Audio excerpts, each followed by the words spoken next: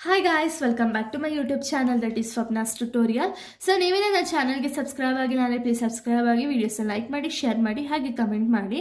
So ಇವತ್ತು ನಾನು ಮಾಡ್ತಿರೋ ಸಬ್ಜೆಕ್ಟ್ ಯಾವುದು ಅಂದ್ರೆ ಫಸ್ಟ್ ಸೆಮ್ ಬಿಕಾಮ್ ನ ಫಿನಾನ್ಷಿಯಲ್ ಅಕೌಂಟಿಂಗ್ ಸಬ್ಜೆಕ್ಟ್ ನ ಎಕ್ಸ್ಪ್ಲೈನ್ ಮಾಡ್ತಿದ್ದೀನಿ. ಸೊ ಅದರಲ್ಲಿ ಕನ್ಸೈನ್ಮೆಂಟ್ ಅಕೌಂಟ್ ಅನ್ನೋ ಒಂದು ಚಾಪ್ಟರ್ ನ ಎಕ್ಸ್ಪ್ಲೈನ್ ಮಾಡ್ತಿದ್ದೀನಿ. ಓಕೆನಾ? ಸೊ ಇಲ್ಲಿ ಕನ್ಸೈನ್ಮೆಂಟ್ ಅಕೌಂಟ್ ಅಲ್ಲಿ ನಾನು ಪ್ರೀವಿಯಸ್ ವಿಡಿಯೋದಲ್ಲಿ ಫಸ್ಟ್ ಪ್ರಾಬ್ಲಮ್ ನ ಎಕ್ಸ್ಪ್ಲೈನ್ ಮಾಡಿದ್ದೆ. ಸೊ ಈ ಒಂದು ವಿಡಿಯೋದಲ್ಲಿ ಥಿಯರಿ ಪಾರ್ಟ್ ಮತ್ತೆ ಇವಾಗ ನೆಕ್ಸ್ಟ್ ಪ್ರಾಬ್ಲಮ್ ನಾವು ಕಂಟಿನ್ಯೂ ಮಾಡಬೇಕು ಅಂದರೆ ನಿಮ್ಗೆ ಅಬ್ನಾರ್ಮಲ್ ಲಾಸ್ ಅಂದರೆ ಏನು, ನಾರ್ಮಲ್ ಲಾಸ್ ಅಂದರೆ ಏನು ಅದನ್ನು ಗೊತ್ತಿದ್ರೆ ಮಾತ್ರ ನೆಕ್ಸ್ಟ್ ಪ್ರಾಬ್ಲಮ್ಸ್ನ ನಿಮಗೆ ಕಂಟಿನ್ಯೂ ಮಾಡೋಕ್ಕಾಗುತ್ತೆ, ಇಲ್ಲ ಅಂದರೆ ಕಂಟಿನ್ಯೂ ಮಾಡೋಕ್ಕಾಗಲ್ಲ. ಓಕೆನಾ? ಸೊ ಇವಾಗ ನೋಡಿ, ಅಬ್ನಾರ್ಮಲ್ ಲಾಸ್ ಅಂದರೆ ಏನು ಫಸ್ಟ್ ನಾವು ತಿಳ್ಕೊಳ್ಳೋಣ. ಓಕೆನಾ? ದಿಸ್ ಲಾಸ್ ಇದು. So this loss is not certain and it's avoidable. This loss arises due to abnormal factors, example fire, theft, etc. ಅಂದರೆ ಅಬ್ನಾರ್ಮಲ್ ಲಾಸ್ ಅಂದರೆ ಏನು ಅಂದರೆ ಈ ಲಾಸ್ ಅನ್ನೋದು ಸರ್ಟನ್ ಇರಲ್ಲ, ಅಂದರೆ ನಮಗೆ ಗೊತ್ತಿರಲ್ಲ ಈ ಲಾಸ್ ಅನ್ನೋದು ಆಗುತ್ತೆ ಅಂತ ಗೊತ್ತಿರುತ್ತೆ, ಬಟ್ ಯಾವಾಗ ಆಗುತ್ತೆ ಅನ್ನೋದನ್ನ ನಮಗೆ ಗೊತ್ತಿರಲ್ಲ. ಅದನ್ನು ನಾಟ್ ಸರ್ಟನ್ ಅಂತ ಹೇಳಿ ಕರಿತೀವಿ. ಸರ್ಟನ್ ಅಂದರೆ ನಮಗೆ ಗೊತ್ತಿರುತ್ತೆ, ಬಟ್ ಈ ಲಾಸ್ ನಮಗೆ ಗೊತ್ತಿರುತ್ತೆ ಆದರೆ ಯಾವಾಗ ಆಗುತ್ತೆ ಅಂತ ಗೊತ್ತಿರಲ್ಲ, ಅದನ್ನು ನಾವು ನಾಟ್ ಸರ್ಟನ್ ಅಂತೀವಿ.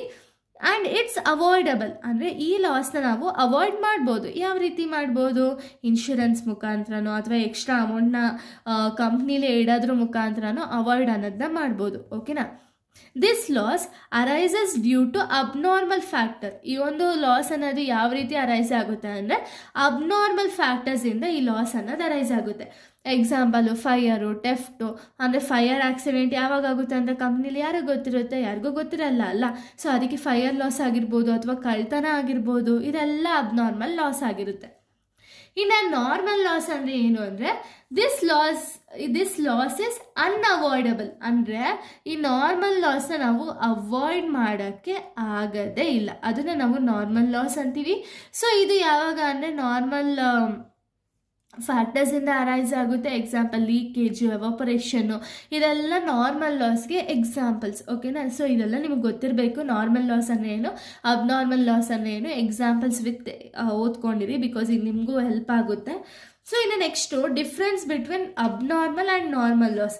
ಅಬ್ನಾರ್ಮಲ್ ಲಾಸ್ಗೂ ನಾರ್ಮಲ್ ಲಾಸ್ಗೂ ಡಿಫ್ರೆನ್ಸ್ ಏನು ಅಂದರೆ ಅಬ್ನಾರ್ಮಲ್ ಲಾಸ್ ಬಂದುಬಿಟ್ಟು ದಿಸ್ ಲಾಸ್ ಇಸ್ ಅವಾಯ್ಡಬಲ್. ಅಂದರೆ ಅಬ್ನಾರ್ಮಲ್ ಲಾಸ್ನ ನಾವು ಕಂಟ್ರೋಲ್ ಮಾಡೋಕ್ಕಾಗುತ್ತಾ? ಆಗುತ್ತೆ, ಬಟ್ ಅದೇ ನಾರ್ಮಲ್ ಲಾಸ್ ಇಸ್ ಅನ್ಅವಾಯ್ಡಬಲ್. ಇದನ್ನು ನಾವು ಕಂಟ್ರೋಲ್ ಮಾಡೋಕ್ಕೆ ಆಗಲ್ಲ. ಓಕೆನಾ?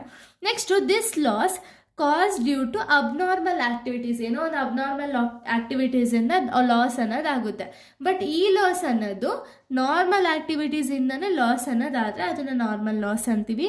ಸೊ ಅಬ್ನಾರ್ಮಲ್ ಲಾಸ್ಗೆ ಎಕ್ಸಾಂಪಲು ಫೈರು, ಟೆಫ್ಟು. ನಾರ್ಮಲ್ ಲಾಸ್ಗೆ ಎಕ್ಸಾಂಪಲು ಲೀಕೇಜು, ಎವಾಪರೇಷನ್ ಎಕ್ಸಾಂಪಲ್ಸ್ ಆಗಿದೆ. ಇದು ನಾರ್ಮಲ್ ಲಾಸು ಮತ್ತು ಅಬ್ನಾರ್ಮಲ್ ಲಾಸು. ಇನ್ನು ನಾವು ಕಮಿಷನ್ ಅಂದರೆ ಏನು ಅಂದರೆ, ಸೊ ಕಮಿಷನ್ ಮೀನಿಂಗ್ನ ನಾವು ನೋಡೋದಾದರೆ it is a reward for consideration to the consignee by the consignor for the selling goods behalf of the consignor. ಅಂದರೆ ಇಲ್ಲಿ ಕನ್ಸೈನರ್ ಆ್ಯಂಡ್ ಕನ್ಸೈನಿ ಅಂತ ಹೇಳಿ ಟೂ ಪಾರ್ಟೀಸ್ ಬರ್ತಾರಲ್ಲ. ಸೊ ಕನ್ಸೈನರ್ ಏನು ಮಾಡ್ತಾರೆ ಅಂದರೆ ಕನ್ಸೈನಿಂಗ್ ಗೂಡ್ಸ್ ಅನ್ನೋದನ್ನ ಟ್ರಾನ್ಸ್ಫರ್ ಮಾಡ್ತಾರೆ. ಸೊ ಈ ಕನ್ಸೈನಿ ಏನು ಮಾಡ್ತಾರೆ ಅಂದರೆ ಅಲ್ಟಿಮೇಟ್ ಕನ್ಸ್ಯೂಮರ್ಗೆ ಗೂಡ್ಸ್ ಅನ್ನೋದನ್ನ ಸೆಲ್ ಮಾಡಿ, ಸೊ ಈ ಸೆಲ್ ಮಾಡಿರ್ತಾರಲ್ಲ ಗೂಡ್ಸು, ಇದರಿಂದ ಈ ಅಮೌಂಟ್ನ ಕನ್ಸೈನರ್ ಕಳಿಸ್ತಾರೆ. ಕಳಿಸಿರೋ ಅಮೌಂಟ್ಗೆ ಕನ್ಸೈನಿಗೆ ಪರ್ಸೆಂಟೇಜಲ್ಲಿ ಕಮಿಷನ್ ಅನ್ನೋದನ್ನ ಕೊಡ್ತಾರೆ. ಅದನ್ನು ನಾವು ಕಮಿಷನ್ ಅಂತ ಹೇಳಿ ಕರಿತೀವಿ. ಅಂದರೆ ಅವ್ರು ಏನೋ ಮಾಡಿರುವಂಥ ಕೆಲಸಕ್ಕೆ ಏನಾದ್ರು ಒಂದು ಕನ್ಸಿಡರೇಷನ್ನ ಕೊಟ್ಟರೆ, ಅಂದರೆ ಸಮಥಿಂಗ್ ಇನ್ ರಿಟರ್ನ್ ನಾವು ಏನಾದ್ರು ಕೊಟ್ಟರೆ ಅದನ್ನು ನಾವು ಕಮಿಷನ್ ಅಂತೀವಿ. ಸೊ ಈ ಕಮಿಷನಲ್ಲೂ ಕೂಡ ನಮಗೆ 3 ಟೈಪ್ಸ್ ಬರುತ್ತೆ. ಯಾವುದೇ 3 ಟೈಪ್ಸು ಅಂದರೆ, ಸೊ ಆರ್ಡಿನರಿ ಕಮಿಷನ್ ಅಂತ ಹೇಳಿ ಬರುತ್ತೆ, ಡೆಲ್ ಕ್ರೆಡ್ ಬರುತ್ತೆ, ಓವರ್ ರೀಡಿಂಗ್ ಬರುತ್ತೆ.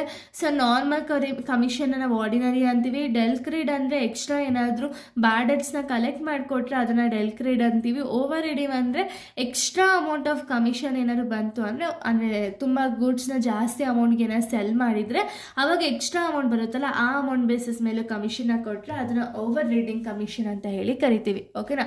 ಸೊ ಇಷ್ಟು ಕೂಡ ಒಂದು ಟೈಪ್ಸ್ ಆಫ್ ಕಮಿಷನ್ ಆಗಿದೆ. ಸೊ ಇಲ್ಲಿಗೆ ಥಿಯರಿ ಅನ್ನೋದು ಕಂಪ್ಲೀಟ್ ಆಗುತ್ತೆ. ನೆಕ್ಸ್ಟ್ ವಿಡಿಯೋದಲ್ಲಿ ನಾನು ಪ್ರಾಕ್ಟಿಕಲ್ಸ್ನ ಎಕ್ಸ್ಪ್ಲೈನ್ ಮಾಡ್ತಾ ಹೋಗ್ತೀನಿ, ಮತ್ತೆ ಸಮ್ಸ್ಗಳನ್ನ ಎಕ್ಸ್ಪ್ಲೈನ್ ಮಾಡ್ತಾ ಹೋಗ್ತೀನಿ. So thank you guys, thanks for watching.